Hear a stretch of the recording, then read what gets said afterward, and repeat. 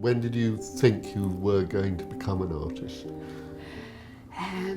Well, I think I was always making something from being very small, and I made stuff out of anything that was available. So it could have been stones, twigs, and whatever was around, I was making things, but no idea that had any significance other than the need to make something. If someone unfamiliar with your work if you were to explain to them what you think your work is about, how would you describe it? It's the investigation of the human and the human's cycle through life, and the human within whatever institution that is, whether it's a country, a family, an identity, a peer group. I'm always looking at how a human is operating. There's a compulsion to look at them knowing they're vulnerable. It's the vulnerability. Yeah. There's two sides to Daphne, the vulnerability in the work, and also then there's a kind of a brutality or a kind of a, there's undercurrents that she hints at that are beneath surfaces, like even domestic surfaces or urban surfaces. So I think there's two things going on there. Can I ask you about, you mentioned motherhood, and we were talking about motherhood and your sculptures. I mean, motherhood is one of the great core forces of nature. It's just the way it is. And I think the casting, we would all have been making stuff. I've always made stuff with them. And then I got really interested when I'd go to other parents' houses and I saw casts, prests of hands, babies' hands and little feet, and all of this language that it was kind of the parents grieving for this particular time.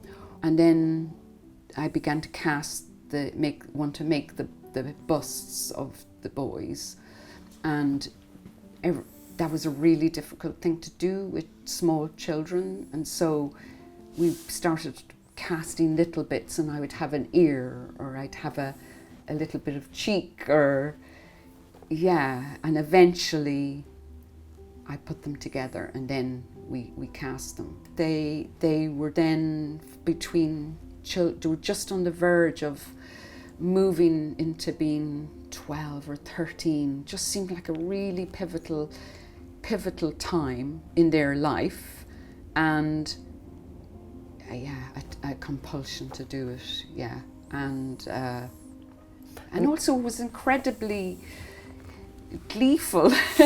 We enjoyed it immensely, absolutely. We had just a brilliant time doing it, and people were a bit outraged that we did it. So to continue the subject somewhat, but can we talk about Couch, if that's what we're calling it? Yeah. So this big work that you're creating for the show at the Ashmolean and Hugh Lane, and the decision to portray your children. Well, I guess they're not portrayed, they are them. That's the difference. They really are them. They're the space they occupied, so they're full up. We know now we're going to go and talk about Couch, or deep-rooted things, which is the next stage or the next work, the progression out of table. And as we were saying, they are now in their, where are they now? What ages? 18 and 22. So there's a big gap, and yes, I would have liked to have done them younger, but I didn't have their agreement, and it's only at this point that's okay to do it. And I find that really interesting, and challenged me and made me reassess as to why I thought I had the right to do them at the time we did them. And we've had those discussions together, and I've tried to we've had really good discussions about it. Although one of the reasons Sons was so powerful is precisely all the ambiguities that you're talking about, that it wasn't clear you know, that there was enormous tenderness, but also there was clearly control as well involved, and degrees of ownership. But presumably Couch is far more of a collaboration. Yeah, there's a different agenda.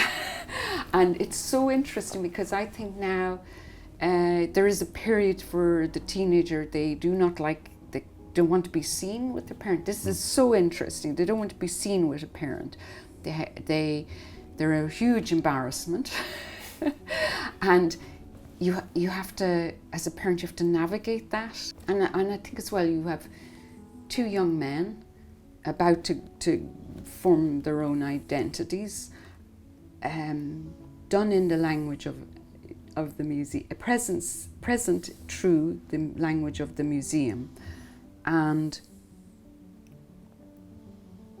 they're made by me, a woman. So I think it's very complex.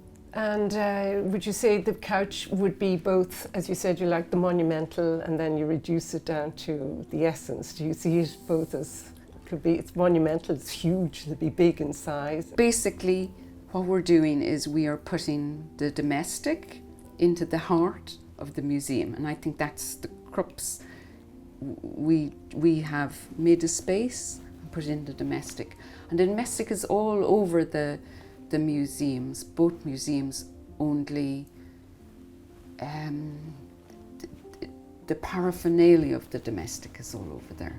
But also I think the Ashmolean has this enormous collection, and then the Hugh Lane was built in anticipation of a new country that's been put together, contemporary, how to form a contemporary identity for the future.